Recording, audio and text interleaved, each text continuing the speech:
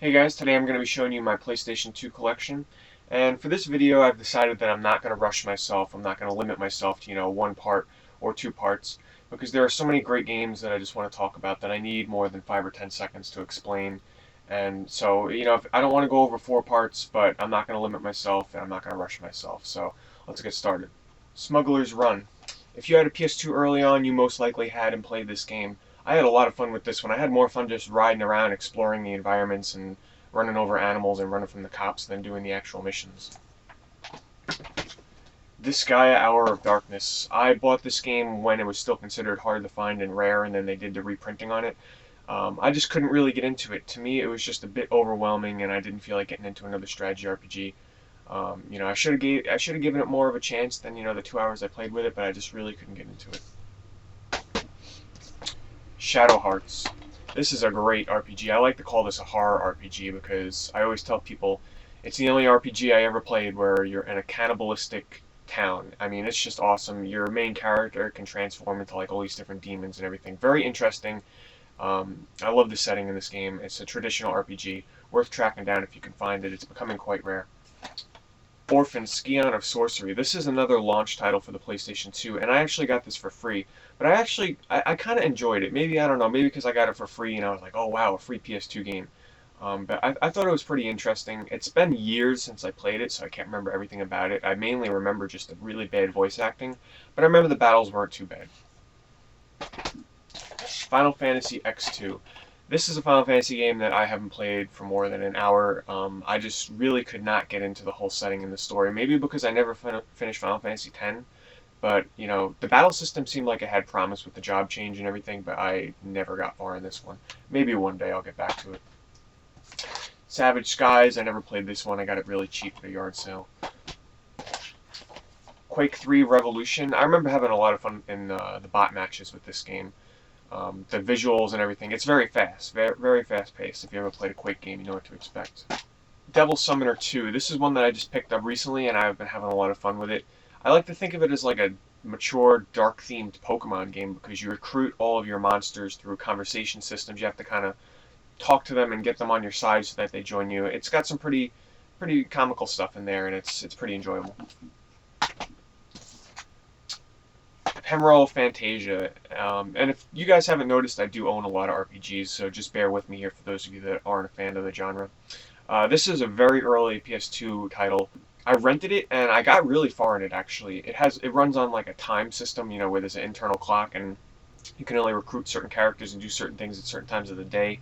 So sometimes that was a pain. I'd see how this would be very boring today. I mean, the story and everything is not that interesting, and the graphics are pretty bad. Gungrave. I've heard a lot of great things about this. I've actually never played it though. Jak 2. I still prefer the original Jak and Daxter over any other Jak games that came out afterwards. It's not a bad game by any means, but I definitely did not like the turn that they took with the vehicles and the weapons and everything. They still kept that open environment feel, which is great, but I still prefer the original.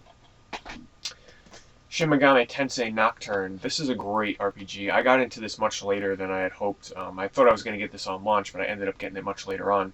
The graphics and the environments in this game are just downright trippy and creepy. Awesome game, though, if you can find it. Really unique RPG. Wizardry Tale of the Forsaken Land. I just got this one recently as well. I've been trying to track it down because I've been in the mood for a great traditional old-school dungeon crawl. This is actually the first Wizardry game that I've ever played, and I do realize that this is, like a spin-off of the main series. But everything's first person, you're going through the dungeons, just leveling up, and you go back to town.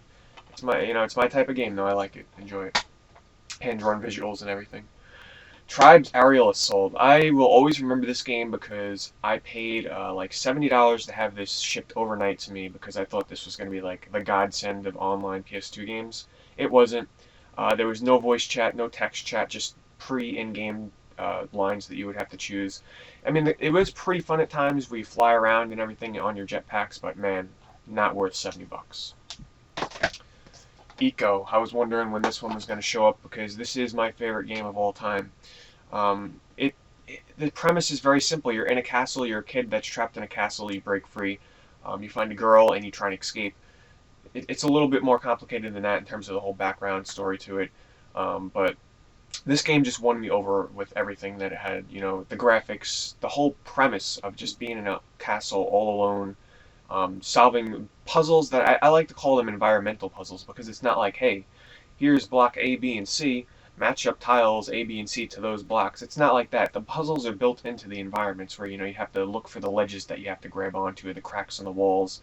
I mean, they do have block pushing on the switches and, you know, climbing up change, and they have levers and everything, but trust me, if you ever see this game, it's getting pretty hard to find. You have to buy it. Dark Cloud. If any of you watched my video on top 10 most addicting games, this was one of them. I just found the leveling up system in this game to be so much fun. You didn't level up your actual character, but instead you leveled up your weapons. And, you know, there was challenge in that your weapons would break, and when you're crawling in the dungeons, you know, you have to get water so you don't get thirsty and you start to die and everything, and you gotta always bring repair powders to keep your weapons healed. I just found it to be really addicting. You know, it's a dungeon crawl RPG, because when you're not crawling in the dungeons, you're in the town, where another unique aspect is where you're actually piecing the towns back together, you know, placing the houses where you want, based upon the items that you found in the dungeon. So it's a lot of fun. Um, it's a little bit dated in terms of, you know, other RPGs you can get now, but still worth tracking down. SOCOM US Navy SEALs. This game I put thousands of hours into. Every day I'd come home from school and I would play this until I went to bed, you know, 10 hours a day, nonstop. Very addicting. The community on this one right now is almost dead. You know, there's still like 100 people on there every night or something, but classic online game. Very much enhanced by this was the first PS2 game to allow voice chat.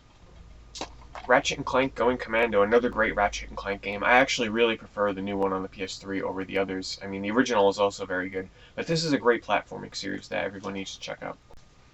Also, I have the original Ratchet and Clank, which is really good as well. Make sure you track this series down.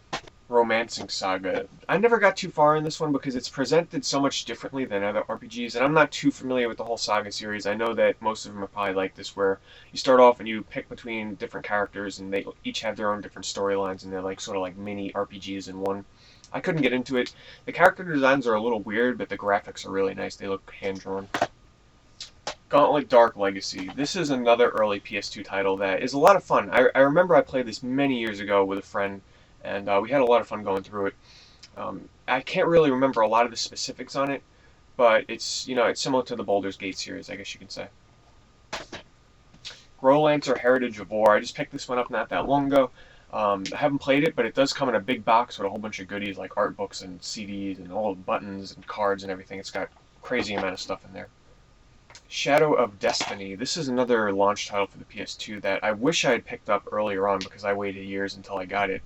It's sort of unique for the PS2 because we didn't have many adventure games, and this is really one of the closest things to it on the system besides Monkey Island. Track this one down. I never finished it, but those of you that are fans of adventure games, you know, no combat, nothing, all about the story, track this one down.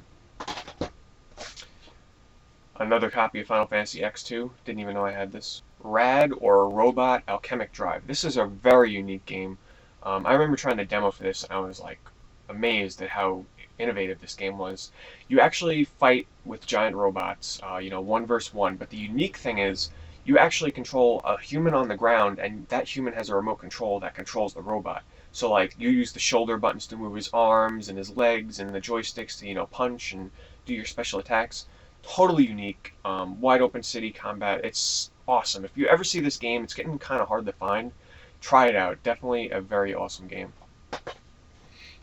Metal Gear Solid 3 Snake Eater. Those of you that know me, though, know that I'm still trying to get into the Metal Gear Solid series, so I haven't really gotten around to playing this beyond a demo.